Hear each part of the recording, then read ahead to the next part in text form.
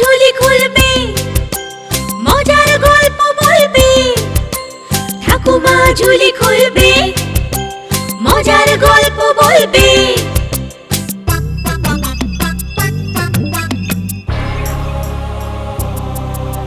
গা ছমছম কি হয় কি হয়, কখনো মজার কখনো বা ভয়। গা ছমছম কি হয় কি হয়, কখনো মজার কখনো বা ভয়। পশু পাখি রাজা রানী ভূত পেতনি, চোখের সামনে সব হাঁটবে চলবে, কথা বলবে। ঠাকুমা ঝুলি খুলবে, মজার গল্প বলবে। ঠাকুমা ঝুলি খুলবে, মজার গল্প বলবে। ঠাকুমা ঝুলি খুলবে।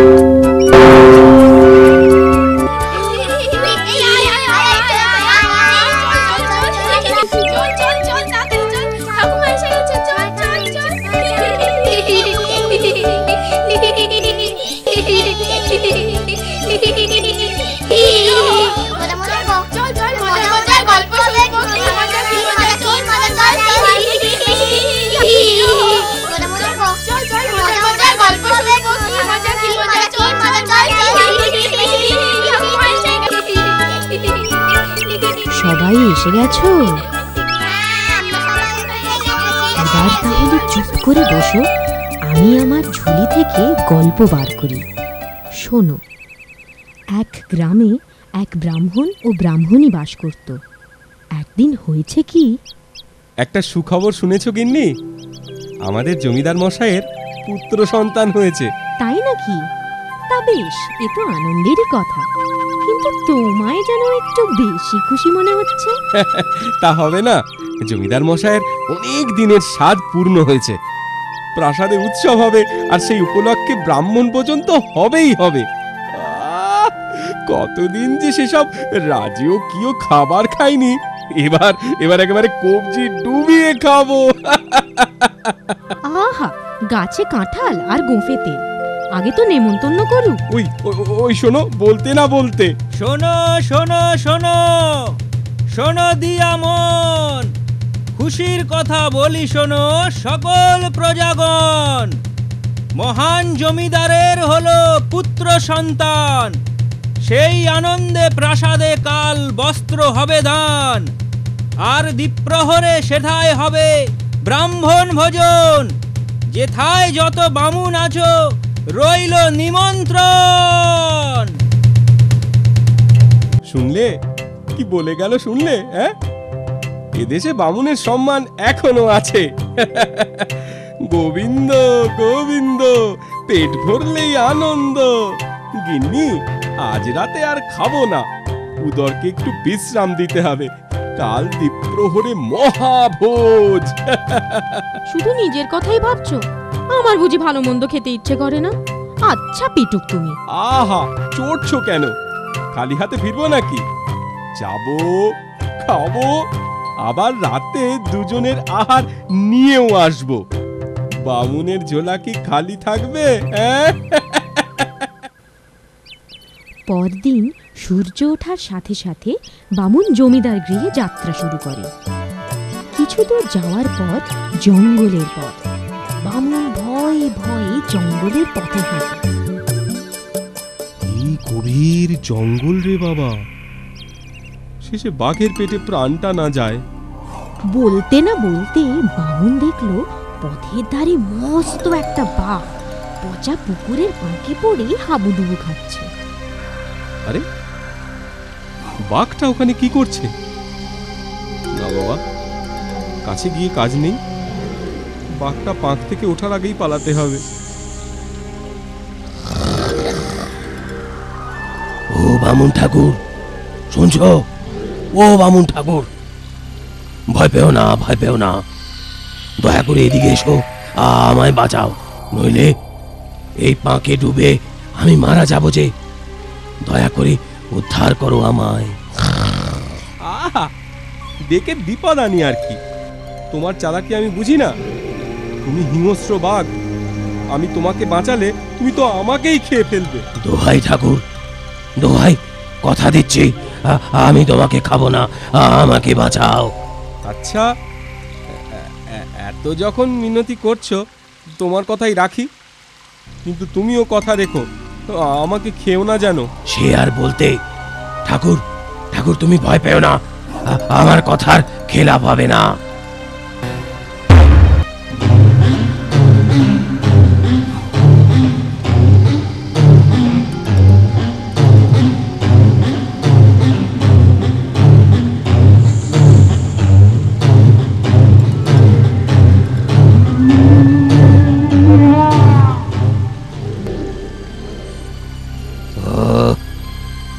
বাঁচলাম। তা ঠাকুর, তুমি যাচ্ছ কোথায়? জমিদারের প্রাসাদে ব্রাহ্মণ ভোজন খেতে যাচ্ছি। তার হবে না ঠাকুর, তার আগে আমি তোমায় খাবো।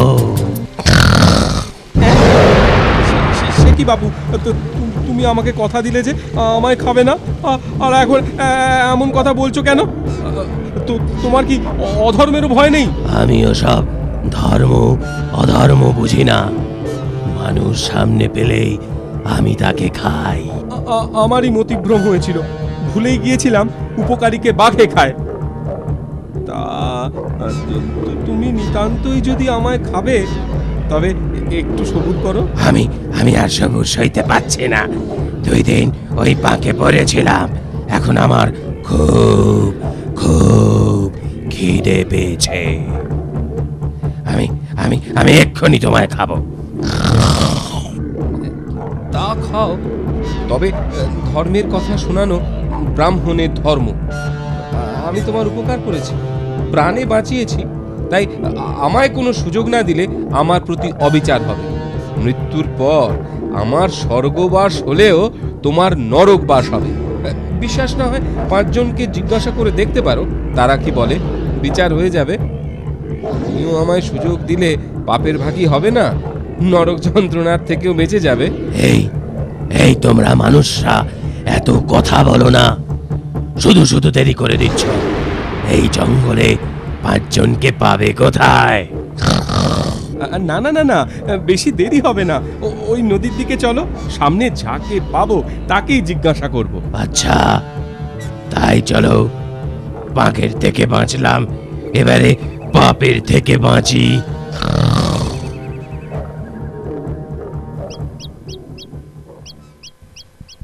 ওই তো একটা বট গাছ, ওকেই জিজ্ঞাসা করি চলো।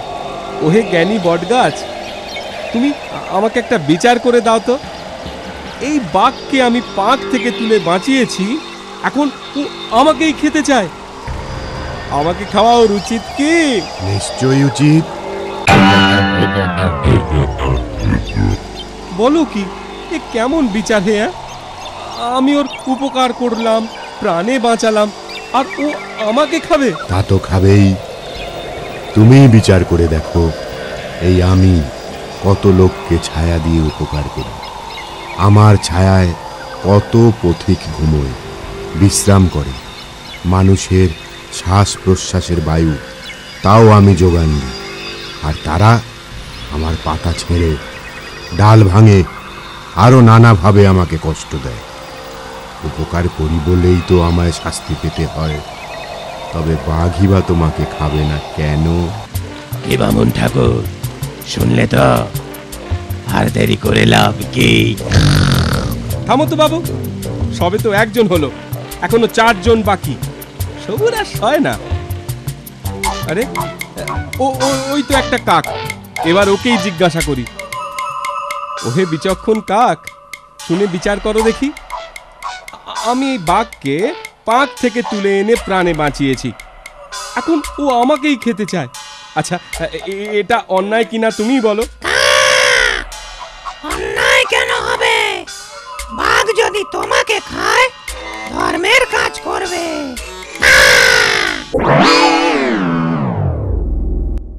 বাহ বাহ বাহ বাহ বাহ, খুব বিচার করলে তো। এই তুমি বিচক্ষণ, এই তোমার বুদ্ধি। মূর্খ কাক। মৃত্যুর মুখে তোমার বিচার বুদ্ধি লোপ পেয়েছে ঠাকুর, নইলে তুমি বাস্তব জ্ঞান হারাবে কেন? কি তোমার বাস্তব শুনি? এই আমাকে দেখো, যেখানে যত নোংরা আবর্জনা থাকে তা আমি খেয়ে থাকি, এতে কি সমাজের উপকার করি না? আমরা মানে কাকেরা না থাকলে সমাজের রোগ ব্যাধি আরো বেশি ছড়াতো। নোংরা আবর্জনা পরিষ্কার করে আমরা ঝাড়ুদারের কাজ করি। আর তোমরা আমাদের দেখলেই ঢিল ছোড়ো, বাড়ি থেকে তাড়িয়ে দাও। অলক্ষণে কাক বলে গাল মন্দ করো, তা তোমরা উপকারীকে সাজা দাও। আর বাঘ তেমনটি করলে তার অধর্ম হবে কেন? ও আর যে পারি না, খিদে পেয়েছে, খাবো। তার আবার ন্যায় অন্যায়, ধর্ম অধর্ম তোমরা পারো বটে। অত যদি বুঝতে তুমি, তো মানুষ হয়ে যেতে। চলো চলো, এবার তৃতীয় জনের কাছে যাই।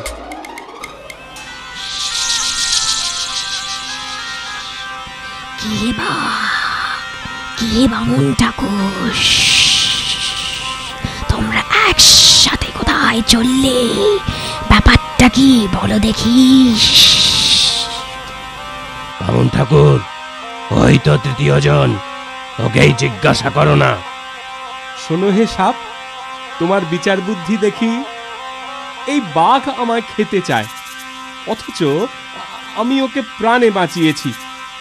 উপকারীকে খাওয়া তো পাপ, কি বলো সাপ? কেন পাপ হতে যাবে কেন? এটাই তো রীতি। বাঘ মানুষকে খাবে না তো কি শাক পাতা দুব্বো ঘাস খাবে?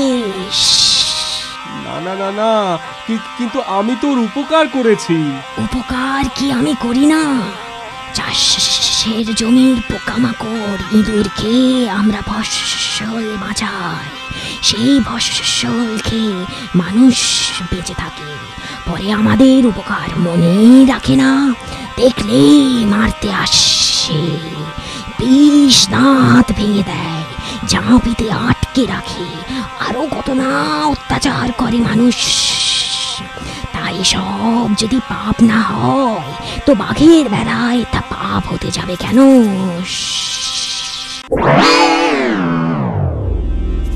তো তোমায় বিচার করতে বলাই ভুল হয়েছে। সাপের আবার পাপের বিচার, যত সব। কে বামুন ঠাকুর, এখনো তোমার সন্দেহ মিটল না? বিচার তো হয়ে গেল, এবারে এসো, তোমায় খাই। অত খাই খাই করো না তো, এখনো দুজন বাকি। 10-এর মতের চেয়ে 1-এর মতো বড় হতে পারে যদি তার বিচার বুদ্ধি প্রখর হয়। চলো চলো, নদীর ঘাটের দিকে যাই। তাই চলো, তবে শেষ বেশ তোমায় আমি খাবই, এই বলে রাখলুম। হ্যালো।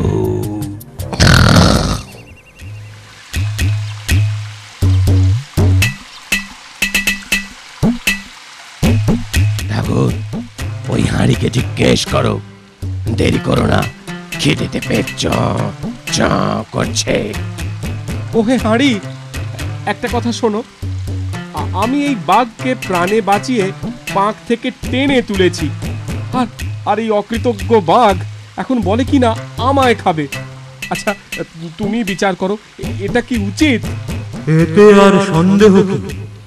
বাঘের উপকার করেছো বলে তুমি তো আর মাথা কিনে নাওনি। আমিও তো কত লোকের উপকার করি, লোকে আমাতে জল রাখে, ভাত রাঁধে, আরো কত কি করে। শেষে এই উপকারের জন্য আমি কি পুরস্কার পাই জানো? হয় আগুনের উপর জ্বলে পুড়ে মরি, না হয় কাজ পুরোলে আমাকে ফেলে দেওয়া হয়। সেই জন্যই বলছি, উপকার করলে তার ফল এভাবেই ভোগ করতে হয়। সুতরাং বাঘ তোমাকে খাবে, এতে আর অবাক হওয়ার কি আছে? শুনলে তো, আর কারোকে জিজ্ঞেস করে কাজ নেই। এসো, এবার তোমার ঘাড় মটকাই।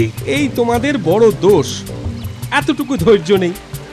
আর তো মোটে একজন বাকি, সে যদি বলে এও, তখন আমারও কোনো দুঃখ থাকবে না, তোমারও কোনো পাপ হবে না।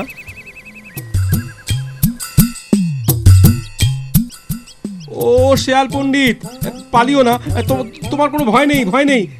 মানুষ ছেড়ে বাঘ শেয়াল খাবে না। তুমি বরং আমাদের একটা বিচার করে দাও ভাই। কিসের বিচার? দূর থেকেই বলো, ওই বাঘকে আমি একটুও বিশ্বাস করি না। তোমাকে দেখে আমি একটু ভরসা পেলাম। তুমি পণ্ডিত, এতক্ষণ সব মূর্খদের কাছে বিচার চাইছিলাম জানো। ঠাকুর, ভূমিকা ছেড়ে আসল কথা বলো, আমার আবার তাড়া আছে। শোনো শেয়াল পণ্ডিত, হয়েছে কি, আমি অকৃতজ্ঞ বেঈমান বাঘকে প্রাণে বাঁচিয়েছি। ও পাকে ডুবে মরছিল জানো, তা ওকে বাঁচাবার পর আমাকেই খেতে চাইছে, অথচ আগে কথা দিয়েছিল আমার কোনো ক্ষতি সে করবে না। এটা কি কথার খেলাপ নয়? হ্যাঁ, এটা কি অন্যায় নয়? হ্যাঁ, তুমি বিচার করো। কি বাঘ, তুমি কথা দাওনি যে আমায় খাবে না? তা দিয়েছিলাম বটে, তাতে কি? কথা রাখতে গেলে তো আমায় ঠকতে হবে, না খেয়ে মরতে হবে। কথার দামের থেকে আমার কাছে নিজের প্রাণের দাম ঢের বেশি।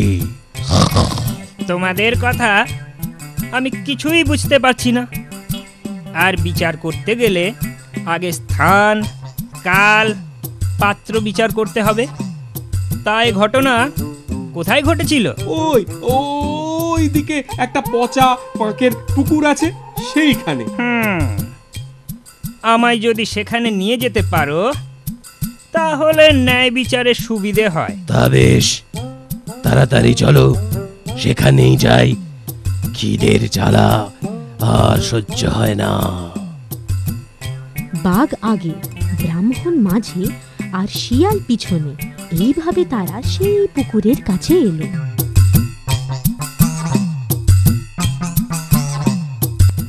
কি বাঘ মামা, তুমি কোথায় পড়েছিলে? দেখাও তো। এই যে, এইখানে আমি পড়েছিলাম। ঠিক যে জায়গা থেকে বামুন ঠাকুর তোমায় উদ্ধার করেছে, সেই জায়গা দেখাও। কি বামুন ঠাকুর, বাঘ কি ওইখানেই পড়েছিল তো? না, মনে হচ্ছে আরো একটু এগিয়ে, আরো একটু দূরে। শোনো বাঘ মামা, চালাকি করো না। বিচারে বিলম্ব হলে তোমারই ক্ষতি। তুমি আরো একটু এগিয়ে যাও। হ্যাঁ হ্যাঁ হ্যাঁ হ্যাঁ হ্যাঁ, ঠিক ঠিক ওই জায়গা থেকেই আমি বাঘকে উদ্ধার করেছিলাম। টেনে হিঁচড়ে অনেক কষ্টে পাড়ে তুলেছিলাম। কেন বাঘ নিজে উঠতে পারতো না? ওহে বাপু বাঘ, তুমি নিজে উঠবার চেষ্টা করো দেখি। এই দেখো, আমি চেষ্টা করেও উঠতে পারছি না। এবার তোমার বিচার করো তাড়াতাড়ি, নইলে যে আমি পাকের মধ্যে, পাকের নিচে তলিয়ে যাচ্ছি। তলিয়ে যাচ্ছ? তা বেশ, তা বেশ, এ তো সুখের কথা। বামুন ঠাকুর, এক্ষুনি চম্পট দাও, আমিও পালাই। ওই বাঘ বেটা যেমন পাজি তেমনি ফল পাক, ওই পাকের ভেতরে ডুবে মরুক। বাঁচাও, বাঁচাও, এ কেমন বিচার হলো? আমি ডুবে মরছি যে। ও বামুন ঠাকুর, এবার আমি সত্যি সত্যি কথা দিচ্ছি, আমি তোমায় খাবো না। আমাকে বাঁচাও, বাঁচাও, বাঁচাও, বাঁচাও, বাঁচাও, বাঁচাও, চেঁচাও চেঁচাও, এবার যত পারো চেঁচাও। আমি আর কর্ণপাত করছি না, আমার ভালোই শিখতে হয়েছে। সে ভুল আমি আর করব না। ধন্যবাদ শিয়াল পণ্ডিত, তোমার সারা জীবন মনে থাকবে। এই বলে ব্রাহ্মণ ও শিয়াল চম্পট দিল। আর বোকা বাঘ ছটফট করতে করতে ক্রমেই ডুবতে থাকলো। আমার কথাটি ফুরলো, নোটে গাছটি মুড়লো।